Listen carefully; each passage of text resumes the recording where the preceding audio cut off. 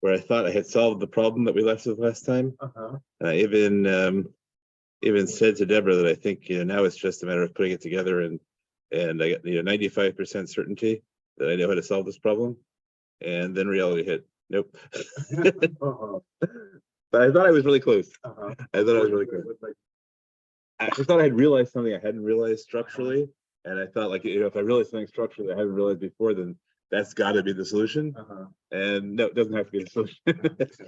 So we'll go there. Okay, so where we had the way the sugya is structured is we have a thesis. The thesis is that halakha beats kavod. We have 5 counterexamples, and at the end of the sugya, we know that kavod beats the rabbanans. We know that kavod beats money, isurim, and we know that kavod beats passive isurim. At least that's what we think we know. Right? That's what those are all the answers we have given, and so now we point out that it seems to generate an incoherence because the initial claim was a theological claim, and nothing stands against God, and now there's nothing stands against God unless what God said X, Y, and Z, which is pretty hard. And that's the basic problem we're addressing, is that the end of the sugya does not seem really to be presenting us with, even though all the individual moves have been solved, so all the individual have been solved, but the concluding thesis is not coherent. And so one of the reasons why it's not coherent, the presumption of the premise, one of the premises is that the road is, when we start off the discussion, not from God in some way. So a different, separate. I mean, say the road is nothing against God. Right. So it's separate from God. And you get around it by refusing the premise. Out of what came second ago, right? That well, God really wants this other thing too, but he wants it more than something else. Right. So we say that we have reduced the sugya. We started with a theological premise, and then we're just in a technical legal conversation, like any other technical legal conversation, and we've just forgotten about the theology. So when you say theological, Right. Theological premise is that nothing is worthwhile against God. Right. So we started right. So therefore, all that we should be spitting out is what does God want of us, and we should not be introducing these soft ideas like human dignity. Either human dignity can be rooted specifically in law, or it can't be rooted in law.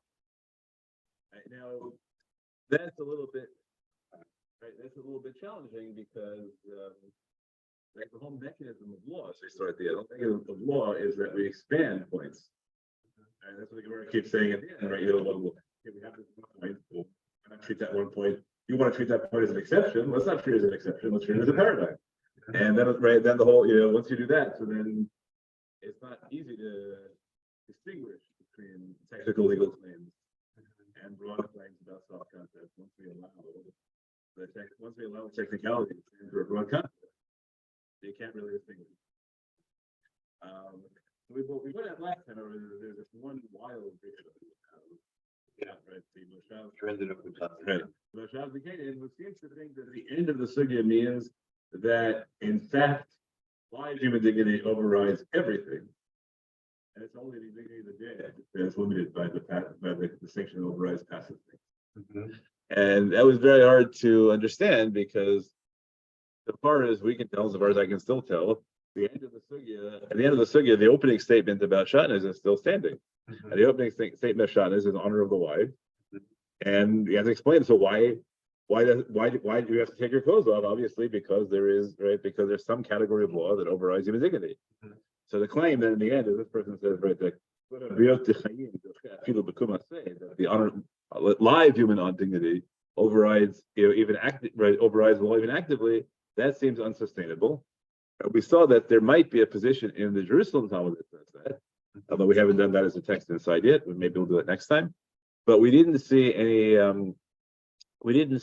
way, and I still don't see any way of reading the Bavli to say that, even though it's clear that in this Rishon, he is he's quoting the last line of the Bavli, so he must be explaining the Bavli, so that's a mystery. So right. So we also looked at the Rambam. I'm going to look at the Rambam again now, and maybe we'll solve the Rambam today. The Rambam had what seemed to be an anomaly around the same line of the Talmud, which would make us suspect that maybe they're dealing with the same thing in different ways. We may solve it, and the way we solve it may be helpful or may not be helpful for the other reason. Then we're going to do Tosfot, which we didn't do last time, and Tosfot is going to introduce a wholly different way of thinking about the sugya. That's the big thing to do today, and then we'll start looking at a parallel source and try and see what that parallel source does. And then if we actually get everything done, we're going to go to Rashi and look at how Rashi put. We kind of went out of order by doing this thing without Rashi.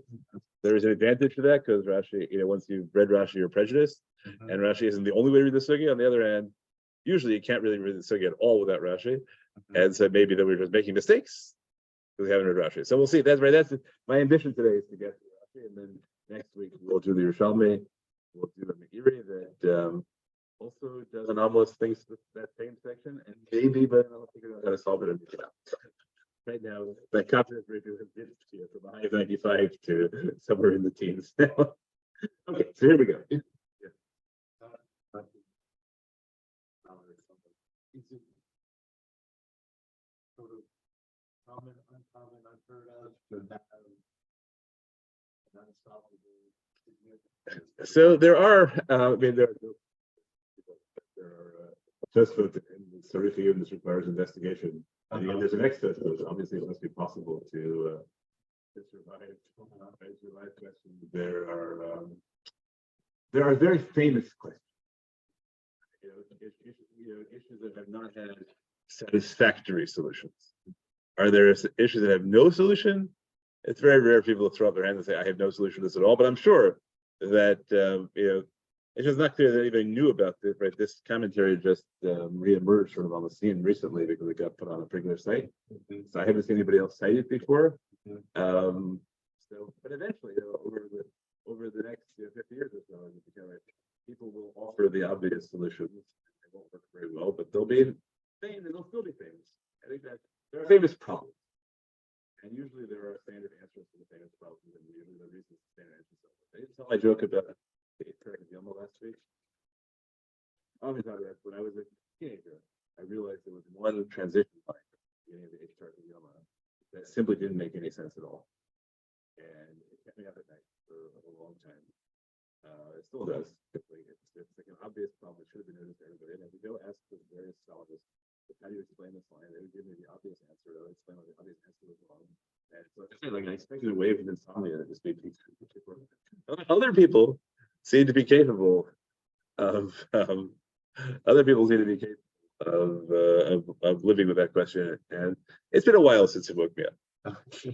It still bothers them. But if you read, let's say 19th century works by random people, you'll see that that probably 20 to 30% of all the essays, like rough guess, all address the same famous questions. Everyone knows what the famous questions are, and they'll talk about it. And this is an essay on the famous question of how X, Y, and Z. But this isn't famous because nobody knew. Right? So that it's like reads my stuff. Several years of sleepless nights. We'll find some way to write about it, and there'll be standard answers which are unsatisfactory. So for you, Is somebody trying to get in? Okay, they got it. Yeah. Yeah. how much of it is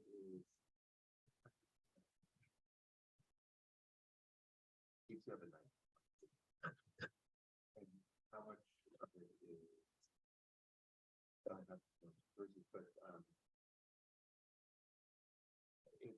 it's a big question. Depends on the question. This one is a really big question for me, right? The role of human dignity in law is a huge question. So the existence of this position is right. It would be really important if it were sustainable, and yet I can't figure out a way to sustain it. So it nags at me. Also, it's a sugya I thought I do so well, idiot, right? So it shows up that makes no sense at all. How did that happen? So it bothers me personally that I didn't know about it, and it bothers me So it's important, and I generally don't like mistakes. And it's very hard for me to, when it's an obvious error, it seems more likely to me that it's my fault than somebody else that really bothers me. Because people shouldn't make errors like that. Minor figures can make errors like that, but major figures of the tradition shouldn't make errors like that, and so it makes me feel I'm being stupid.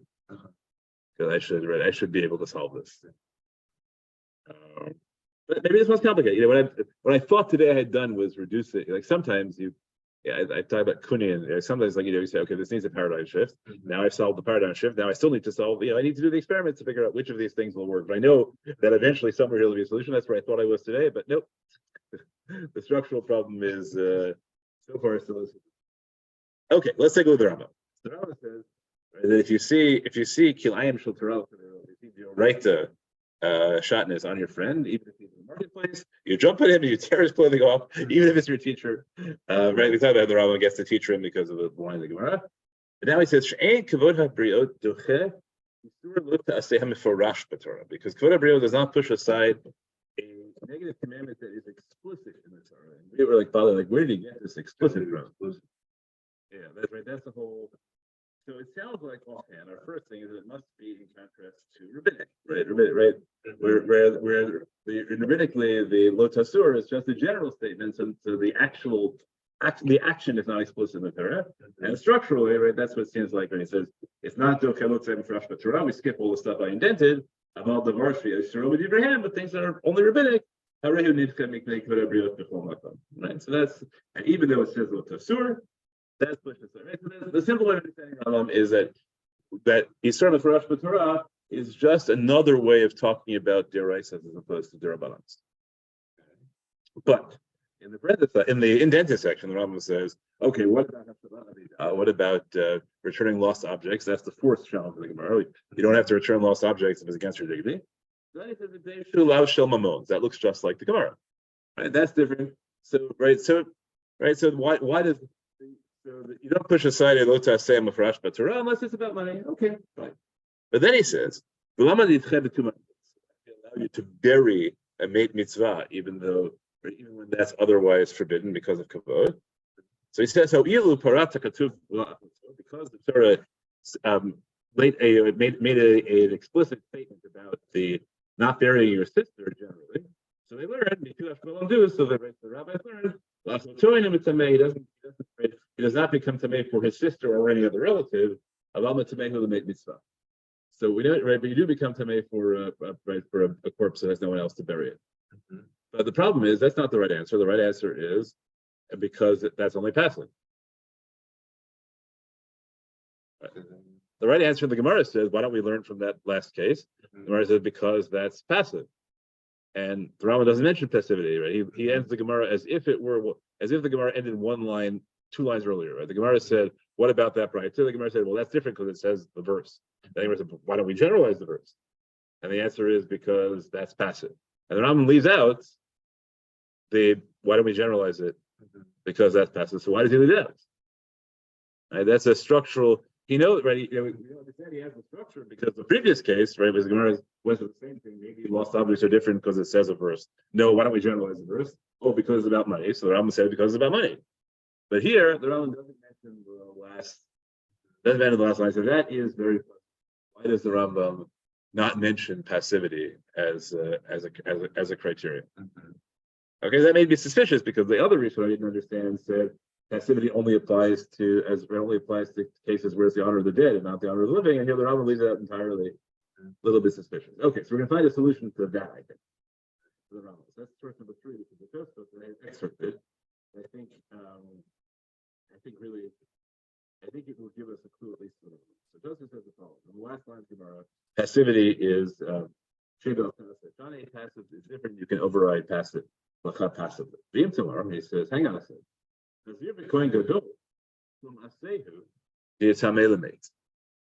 Tosfos points out that the Breita we use as the last proof really has 3 cases in it. There are 3 kinds of people, maybe more. The 3 kinds of people who can become tamei to bury a mate mitzvah, even though ordinarily they're not supposed to become tamei. One is a kohen, one is a nazir, And the third is a person going to bring a korban pesach or to circumcise their son or to do both. So Cheses says the passivity answer only works for the last one. It doesn't explain why a Kohen Gadol can become bury the mitzvah, even though a Kohen is forbidden to become somebody. It doesn't explain why a Nazir can bury the mitzvah. So what has the Gemara done at the end of this? The third one, I am not, by becoming Tameh, I'm not bringing a korban pesach. I'm not circumcising my son. But then it says, so that only answer is the third, one of the three cases. So the Gemara's answer is insufficient, says Joseph. What about the first two cases? Why can a Kohen Gadol marry mitzvah? Why can a Nazir marry mitzvah? The Joseph says, Elanira, I mean Nazir lo gamrina, that we don't learn out from the fact that a Nazir can marry mitzvah. Demala Nazir sheken yeshno b'she'ela. So that's a structure which says, right here, which says that Nazir is different. You can't learn from it because it has a factor about it that is not generalizable. And the factor is a Nazir is undoable by undoing. When Nazir is created by a vow, so you can undo the vow. Right? Yeshno b'she'ela means that you can ask an authority to undo your vow. And therefore, Nazir is a weaker prohibition than other kinds of prohibition. So it says that's why, right? The Gemara never bothers asking why we don't learn from Nazir because it knows what we're going to learn from Nazir. Nazir, right? Or it forces the Gemara knows that we couldn't learn from Nazir to Shabbat because Nazir is a prohibition that is created that is challengeable, or right, and Shatnez isn't. So the Gemara never bothered asking that. The Gemara, right? And then he says, well, what about Gadol? We also never bothered asking the question about a Kohen. Because a Kohen is also a unique category or a different category of prohibition because it only applies to Kohen. So you can't move from prohibitions that only apply to Kohen to things that apply to everybody. Cheses said, so really that Breita, there are three questions in the Gemara. You said that kavod can't be halacha, but here I have three cases where kavod beats halacha. I have the Kohen, I have the Nazir, and I have the person bringing their korban pesach. And the Gemara only answers the last one. But so Cheses comes in and says, "Oh yeah, the other two was obvious to the Gemara, so you didn't even have to mention why that was so." But now it turns out, according to a couple of things. First of all, according to Cheses, it turns out that the answer only applies to the third category, which is things that are passive.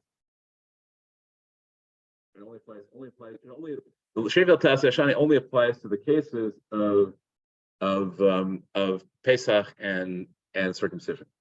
That's not the right answer for the cases of Kohen Gadol and Nazir.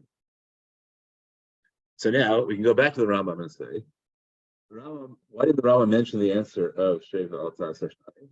Because the Rambam isn't talking about the cases of Pesach and circumcision.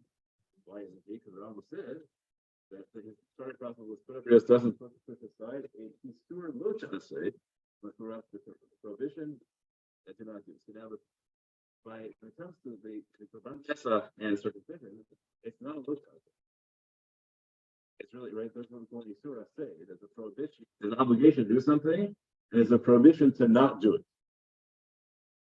So that's not included in the Rambam's category. The Rambam's category is things that have to explain. But he just said, he said that my starting proposition is that it doesn't push aside don't do this. And so he never asked, right, if that's your starting proposition, not that it doesn't push aside anything in Torah, but only that it doesn't push aside don'ts. So then you don't have to explain. Pesach has a do. You don't have to explain circumcision. Circumcision has a do. So he's already left out all the cases that are passive. And that's why the Rambam doesn't mention the answer. So the Rambam only mentions the answer that relates to the questions that the Gemara doesn't ask. The question the Gemara doesn't ask is, what about Kohen Gadol, what about Nazir? And that the Rambam, right? So the Rambam doesn't have to mention the Shevel Tas Shani because that's the answer to the wrong question. Now the interesting thing is that silence. Yeah, but structurally it works. Okay. Now the question is, however, though, why doesn't the Rambam mention one of Tosfos' answers? Right, Tosfos says there are cases that are not addressed by the question of Shevel Tas Shani, and now so the Rambam doesn't mention Shevel Tas Shani because he's talking about the other cases. But Tosfos thinks that those questions also have to have answers, and he gives you answers. Right? That it's different because it's challengeable. It's different because it's not universal prohibition. So why doesn't the Rambam feel it necessary to provide those answers? I understand why he left out the answer that isn't the Gemara. I don't understand why he left out the answer that aren't in the Gemara. Just left it as it's just a verse. We should ask, it's just a verse. Okay, so why don't we generalize it? So then I don't have an answer for you. I may have an answer at the end. But for now, I'll just leave it like, okay, so I scratched a little bit. I solved that why he left the Gemara out, but I haven't solved why he didn't feel it necessary to put something in. Now I have pointed out, so I guess this is my usual big word of the figure is that what Tosfos tells you is that there are many more answers than the Gemara gives to explain why Kavod pushed. So the question then is, what are you supposed to do when confronted by an interest? So it could be, if I just read the sugya, I would think, okay, what I'm supposed to do when confronted with a case is I look, is it money? Okay. If it's not right, if it's not money, then I say, okay, is it passive? Okay, and then that's the answer. Now Cheses tells me no. I need to look, is it money? Is it right? Is it passive? Is it a challengeable law? Is it a law that applies to everybody? Now that means that Cheses has no evidence at all for his claim that those two, right? He's just reasoning backwards. Since the Gemara doesn't bother asking the question, it must assume that those other two categories are also exempt. So now those two categories are, right, he has no explicit statement, so it sounds like what he's saying is that any category that is not right, any category that it's not going to be fit into can be made an exception. So now confronted by a new case, I don't just have to look for the cases mentioned in categories mentioned in Tosfos. I have to demonstrate that the law I'm trying to override doesn't fit into any of the categories that make it different than shatnez. Now, my argument is that a really good lamdan should be, for any given law, should be able to find a way in which it's different than shatnez. Right, that's your job to think of differences. If that's the case, so I talk about reading the sugya as a vector as opposed to as a flat, meaning that what the sugya teaches you is that the proper response to a new case is not to say, oh, look, halakha beats kavod, you can't do anything. The proper answer is to explain why this case is different, while still leaving the shatnez case standing because we have a principle after all. And the principle is that God's will trumps everything. It's just that your job, whatever it seems like God's will is trumping dignity, is to find a way in which God doesn't really want them. Right. So I read this, right? So I read the sugya as right that it just teaches you a direction, the proper thing that happens. When it's clear to you that kavod should beat halakha morally, so your job is to find a way in which you can say that and nonetheless say that shatnez is different. Because if you just said already, that's why the reason that I can't explain is important because he thinks you don't even need that. You can just say it overrides. But I think that the way I read the sugya, I think it's following from Cheses, is that the sugya gives you a direction, right, since the principle is no longer coherent at the end of it. So the only way to sustain the principle as a coherent thing is that it's a symbolic thing. There's one case that is supposed to stand for the proposition, right, which is that God can ask you to give up dignity, but in reality, you're always supposed to find a way to dignity. If dignity wins, but you have to do that. You have to justify that while maintaining the principle. So if someone was very shocked, yeah, then assuming that you know for certain it's shatnez, assuming that shatnez is right side not, but not the rabbanan, so we'll see. Assuming that it's not in a beit medrash where there's something more, where we're distracted from Torah learning. Assuming that they're male, assuming right, there are all sorts of ways, right? Assuming that deliberately, there are all sorts of ways in which even in the shatnez case I can find if that's my goal. Right? Really, the only way I could have it on is if somebody deliberately goes out to the marketplace and says, I am wearing shotguns on purpose. I'm telling you, right. So probably, if I thought that was the right way to paskin, probably I could end up making sure that I would never have to paskin that way unless somebody deliberately wants to be. Which somebody might just to establish the principle. If you want an analogy, but yeah. Yeah.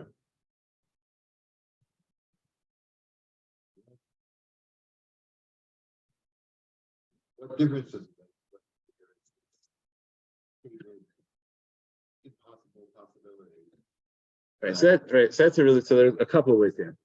One is that it's not true that kavod never beats halacha because you need to establish a like kavod never loses halacha. You need to establish a threshold of kavod. Yeah, you need to establish a threshold. Right? Not all kavod beats all halacha. Right? That's what the figure is an abstraction, as we said. But in real life, right? Because I will suffer a minor indignity doesn't mean I can violate Shabbos.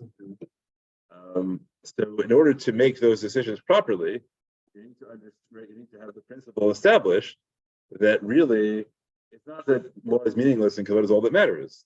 There are conflicting values, and we're trying to do it seriously. So unless you have that principle in your mind, if you just walk in saying, "Oh no," but halacha kavod always wins, so then you'll end up, which is there's many of the most controversial cases nowadays. Many controversial is when people have difficulty with halacha on one issue or another, so they resort to say, "Oh yes, but it's for habriot." People's human dignity is a highly mutable. Yeah, human dignity is a highly mutable category. So you need to have a fixed point that says no. You really need to justify it without saying. This isn't addressing that. Yeah, I don't think I feel like this would be because the scale issue that we've got a kavod meter. No, I don't think the figure. I think the figure is not addressed. Yeah, and that would leave you the law very vulnerable to being overridden left and right. So that's why we established no, right? You actually really the theological principle is that not so much. Right? You have to show that God really wants this company. You have to, right? You have to. I think it helps you establish a threshold that right. Whereas if you just said the outcome was the kavod beats halacha, it would need a threshold. it feels a little circular. Let's keep a measurement Yeah. threshold. When one could say, okay, I'm allowed to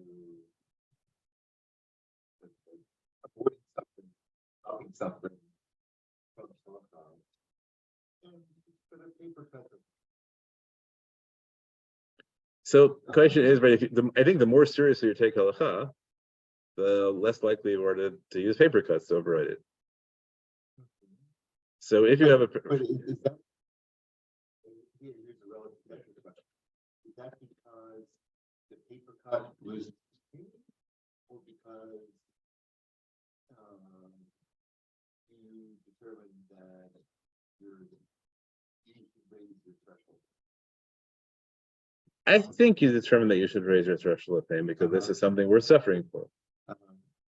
And if you don't think it's worth suffering for, then you're right. Then your threshold of pain will, same way as anything in life, right? That depending on whether it's worth, you'll come in for things if you think it's worth coming in for them. Even though you feel a little bit under the weather, but if you don't feel it's worth coming in, if you didn't want to go in anyway, so then you'll start taking sick days. I imagine.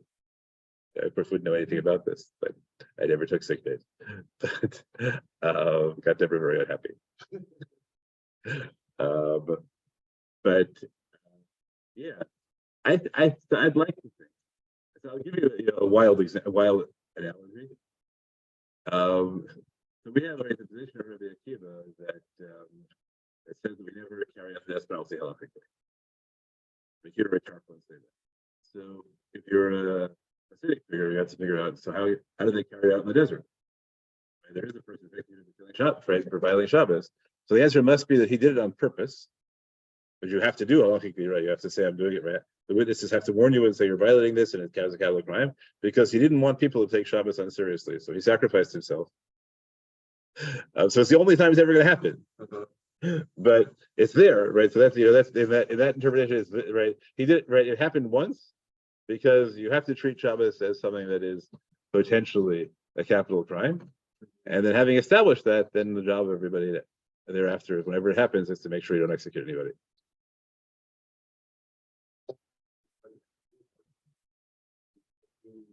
Yes. Yeah. Yes. But it's the line quite a line, right? Because you got this contradiction. To motivate yourself, get people to behave the right way, they have to sort of consciously believe something that, I don't say it's true, it's unfair language, but consciously believe something that might happen, and simultaneously believe that will never happen. Yeah, so that's the complicated thing. I'll give you an even more sophisticated or complicated version about this case. Maybe the standard for Kavod Briot, right, if you're a posik addressing it, changes depending on how seriously people take it. The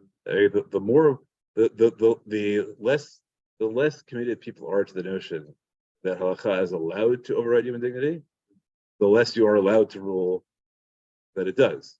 And the more people, there could be that in a society, right, where the default is, of course, God can, right, halakha can require things that override human dignity. So then you never have to paskin that it does. But in a society where people think, like, what right would God have to take, right, to demand that, well, how could there be any other value that requires a loss of human dignity? So then you wouldn't be allowed to do that, because what you're trying to do is maintain equilibrium, exactly that, where people treat it as really serious, and they treat equilibrium as more serious, as opposed to.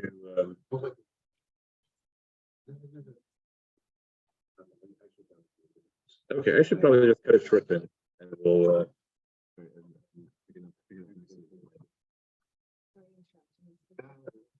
Okay, others interrupted. If we have half an hour. Around 11 was short. It was a good conversation. It was good to force me. Okay, I'm back in my head a little more around it. Yeah, it was good. I don't think I've ever been forced to say that. So that's a secret composition. Okay. Thank you.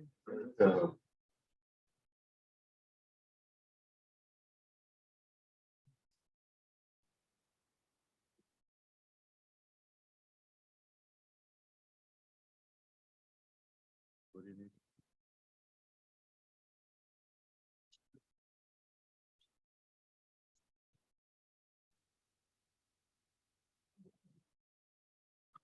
Hey. Okay. We have computer one.